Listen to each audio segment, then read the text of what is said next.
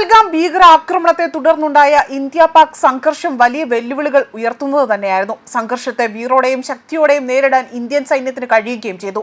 ഉപയോഗിച്ച ആയുധങ്ങൾ എല്ലാം ഒന്നിനൊന്ന് മെച്ചം തന്നെയായിരുന്നു. അതേപോലെ തന്നെ ഈ വരുന്ന ജൂലൈ 23 മുതൽ നടക്കുന്ന ഇന്ത്യ പാകിസ്ഥാൻ അതിർത്തിയിലെ ഇന്ത്യൻ വ്യോമസേനയുടെ സൈനിക അഭ്യാസത്തിൽ മുൻനിരയിൽ എത്തി നിൽക്കുന്നത് ഇന്ത്യയുടെ ചുണക്കുട്ടികളായ റാഫേൽ, മിറാഷ് 2000, സുഖ്നോയ് 30 തുടങ്ങിയ മുൻനിര ജെറ്റുകൾ തന്നെയാണ്.